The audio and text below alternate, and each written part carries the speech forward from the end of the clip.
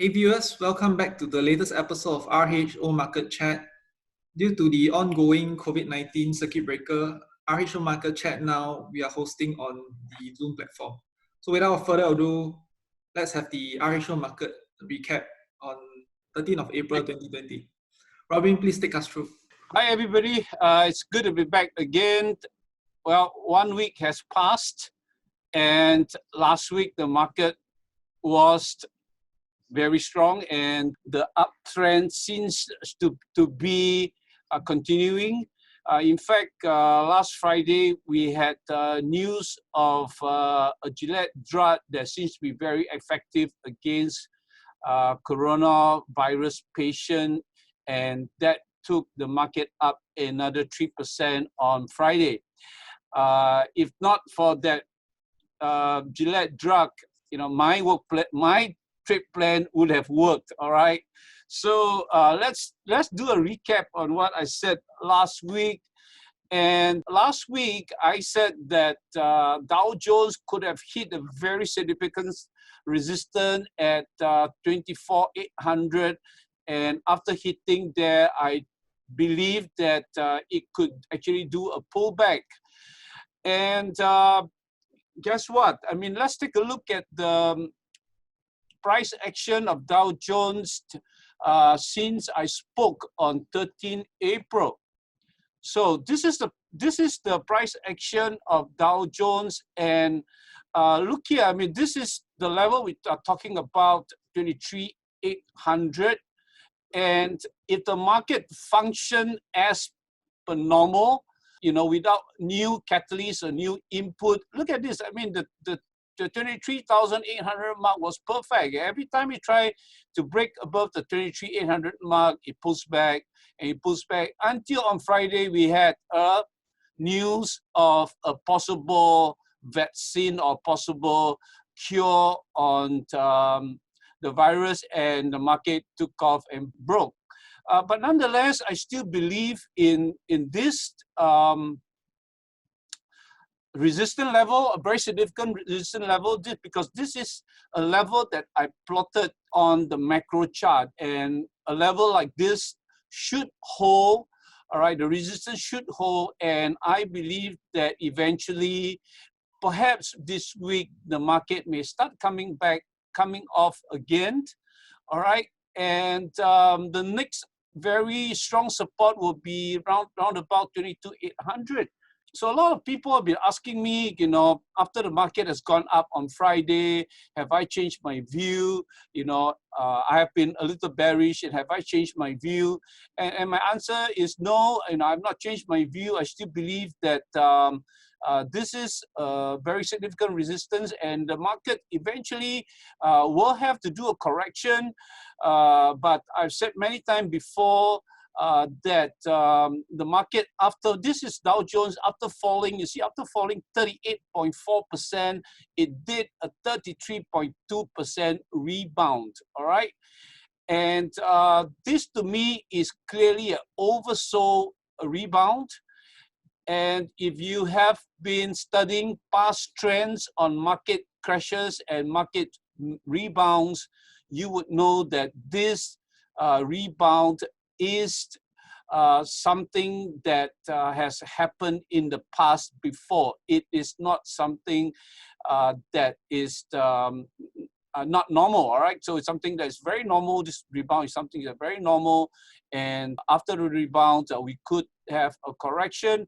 But what I believe is that we are currently locked in the range. So the market would rebound and it would pull back and it would rebound again for a while, and it will probably be stuck here for perhaps a month or two before we see the market finally heading down again. Whether it's going to break the last low or not, I do not know. But I believe that the market is going to correct, and the market will do a range-bound action for the next 1 month or so before we could see a new trend emerging from the market. All right. So not bullish. In fact, I don't have any longs in the market, except holding some long on the Singapore SGX stocks. I don't really have any long position. I am, after covering my shorts when the market turned, I'm just looking for a perfect opportunity to short. In fact, when the market hit 22,800, I was starting to add a little bit of shorts, and I'm still holding to the shorts. All right, so S&P hits also my major resistance at 2802, and it held there. Same thing, it held there. Look at that. I mean, same thing. If you watch this level at 2802, you know, last week it tested a couple of times, it broke it, and then we had the news of the Gilead drug coming in, and that optimism actually drove the S&P up.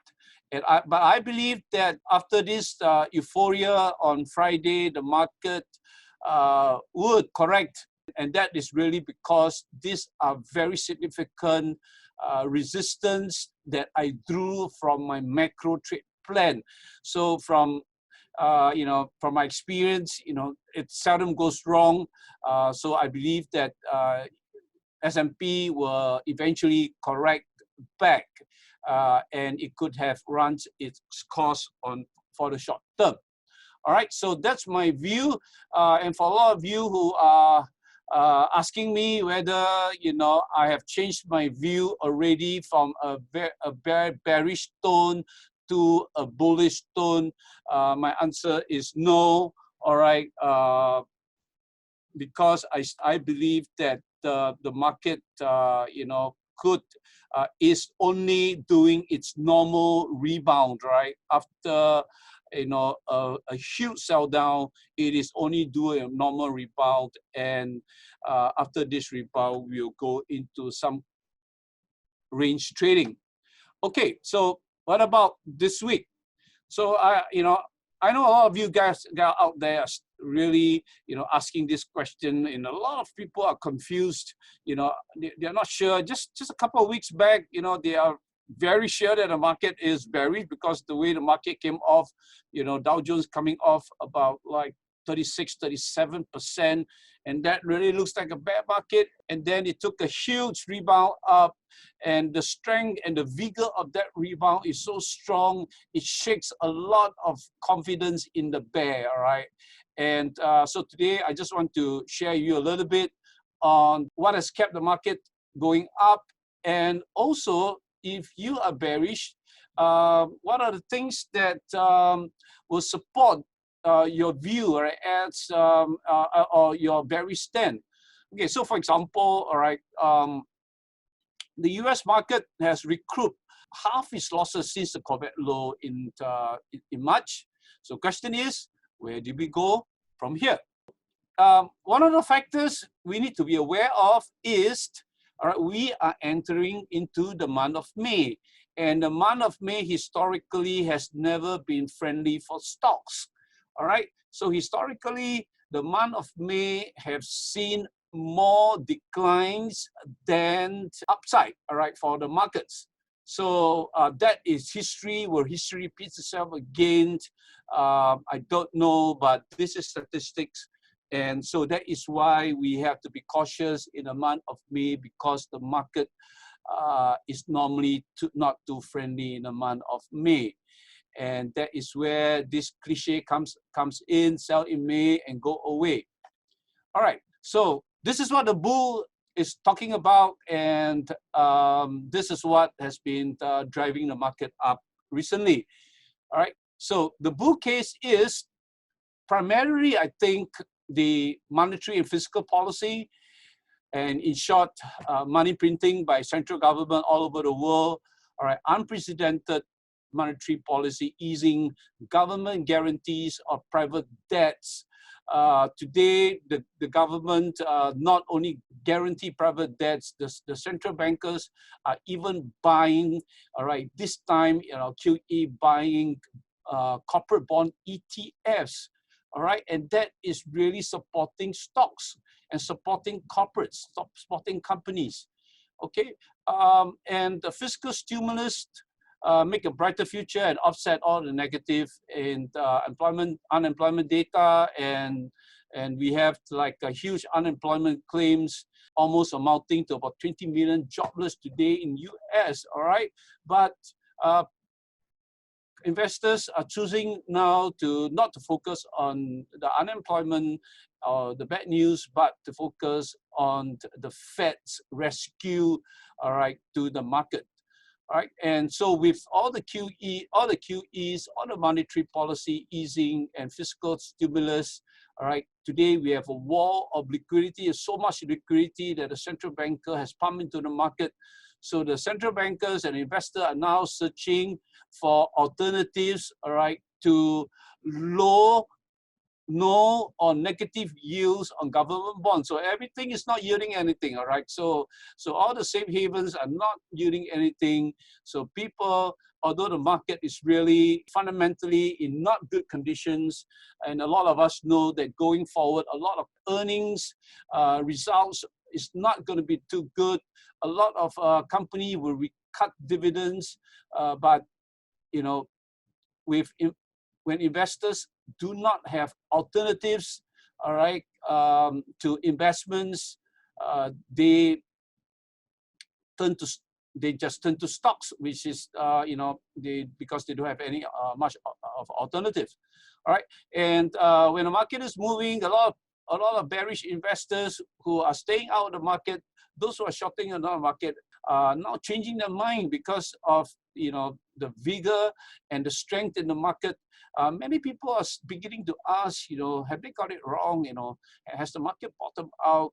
All right, and this is what we call the fear of missing out. All right, in short, we call it FOMO. All right, among investors, they're rushing back, all right, into the rising market to avoid underperforming their peers. All right, it's not only investors, fund managers managing funds. All right, they are afraid that they would underperform the market, underperform the peers, underperform the benchmark. All right, and like I said last Friday, all right, we had an announcement by Gilead, all right, to say that they probably could found a cure to coronavirus treatment. Okay, they could have found a treatment to coronavirus in this drug called remdesivir. Okay, and another positive in the market really is a lot of people do not believe that the Trump administration, who is very near its or 6 months to its election, will want to lock down the market into depression. The Trump administration, before the elections come in 6 months' time, they are seeking to reopen the economy as soon as possible. All right, and that is adding optimism into the market. Okay, and also we talk about analysts talking about unemployment peaking and the number of corona patient infection peaking. All right, and that a lot, people think, with that, eventually the U.S. market could return back to normality very quickly. But look here again, all right, look here again. A lot of this now has been factored into the market, all right?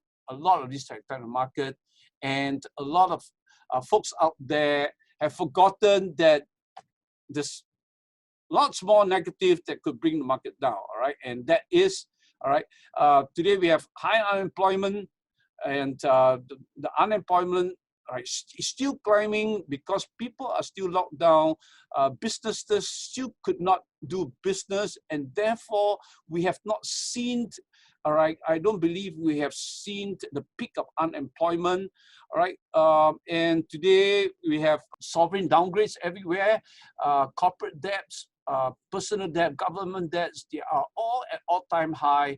Huge and unsustainable increase in public debts, unprecedented commitment to private sector debt obligation, all right, and an unknown path to pandemic containment. So nobody really have an answer now yet, right? To besides a vaccine, all right, nobody really has an answer on how this pandemic will be contained or how this pandemic will come to an end. All right, legitimate doubts about whether innovation. All right, today, there are people talking about, we have got this innovation that drives the market for the quarter century. All right, is it not working anymore? And also, when the world globalizes, the whole world is so interconnected, and the just-in-time inventory that a lot of corporates depends on, the complex supply and financial change that has been driving and the whole world's economy. This has been distorted, all right? And will it be able to be restored to what it were just a few months ago? The answer is no, all right? It is going to be really tough, all right, for this whole supply chain to go into normalcy again. So today, I took up a bit of time, and for those of you who are in the bull camp, in the bear camp, I just want to be arguing the case out for you. And also, like I said, I am not turning bullish anytime now. I expect a correction. Whether the market is going to test the bottom, I don't think in the next 1 month it's going to test a much bottom, but I believe eventually it will, all right? It will test the much bottom again, all right? So do not be too, for traders, investors out there, do not be too overly bullish or bearish, because I believe in the next 1 month or two, we are going to trade in a range-bound situation until we have a new catalyst on the virus front, all right, and the economic front, all right. Then perhaps we could see some real direction emerging from the markets. Okay, so let me just finish off the session by telling you, just keep safe, stay home. And the reason why we are doing this today in the different format is because we want to be in compliance with the social distancing measures. Okay, so Juren, I pass back to you. Okay, thank you, Robin. Thank you for your wonderful insights. So, dear viewers, we have come to the end of this episode of RHO Market Chat. So if you like our content, please share it and subscribe to our RHO Market Chat channel. We'll see you guys next week.